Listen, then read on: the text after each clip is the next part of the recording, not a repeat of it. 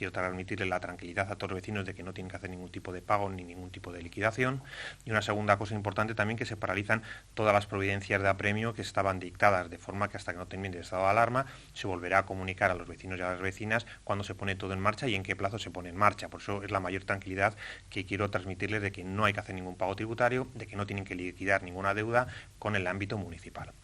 Bien, en ese sentido, si lo traemos un poco a los impuestos, tasas y precios públicos municipales, el primero que más prisa nos corría indudablemente era el impuesto sobre vehículos de tracción mecánica, el impuesto de circulación, que como todos sabes se pasan durante el primer trimestre del año. Ese periodo ya estaba abierto desde el 5 de marzo y terminaba el 27 de abril, lo que era su periodo voluntario, y por tanto decir que ese periodo voluntario también se va a interrumpir, de forma que ya el 27 de abril, que era el último día para pagar aquellos que no estuvieran domiciliados, pues también ese límite ya no va a existir y en principio pues se va a aplazar sine qua non hasta que no veamos cuando termine el estado de alarma, y volveremos de nuevo a abrir un plazo de periodo voluntario. Generalmente es de 1 mes y 3 semanas, con lo cual cuando termine el estado de alarma volveremos a comunicar a todos los vecinos ese plazo, que se ampliará pues durante 1 mes o 1 mes y medio más de lo que es el plazo que termine el estado de alarma. Y para aquellos que están domiciliados, que también hay que decir que es el 90 o 95% prácticamente todo el mundo lo tiene domiciliado, no se va a pasar a su cobro el 8 de abril, que era como estaba establecido, sino que se va a retrasar su cobro hasta el último día también de periodo voluntario si no lo tienes domiciliado, es decir, echemos más o menos hasta el mes de junio, finales de junio. Por eso no hay ningún tipo de problema y no se van a pasar al cobro los recibos de impuesto de circulación de los que lo tenemos ya de alguna forma domiciliado, que vencía el 8 de abril, es decir, que se va a retrasar mínimo dos meses.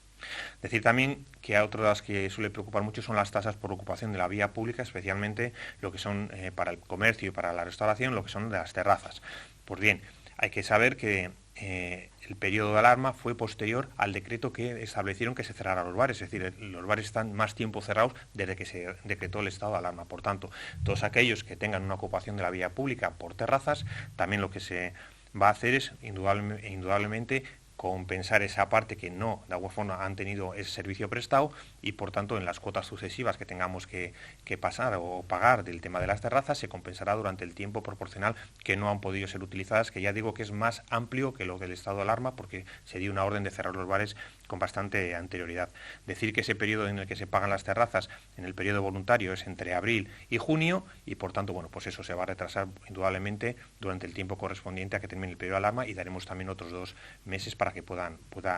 pagarlo, y sobre todo compensando la parte que no han podido disfrutar. Hay otros impuestos que se cobran ya al segundo semestre del año, como son el impuesto sobre bienes inmuebles, lo que es la contribución urbana, que eso se cobra en octubre y noviembre. En principio esperemos que ya haya terminado el periodo de alarma, con lo cual se seguirá con los trámites necesarios para cobrarlo durante esos periodos. Y luego también otro impuesto importante, que es el impuesto a actividades económicas, que no afecta al pequeño comercio, porque solamente lo pagan aquellas negocios o aquellas entidades que facturan más de 1 millón de euros netos en cifra de negocio, y eso pues quedan prácticamente exentos todo el pequeño comercio y mediano comercio de Portugalete y hostelería, y solo afecta pues a los negocios pues, como los bancos, entidades financieras, el centro comercial, las grandes franquicias, y por tanto esos también se cobran durante el periodo de noviembre, por lo tanto esos seguirán con su tramitación.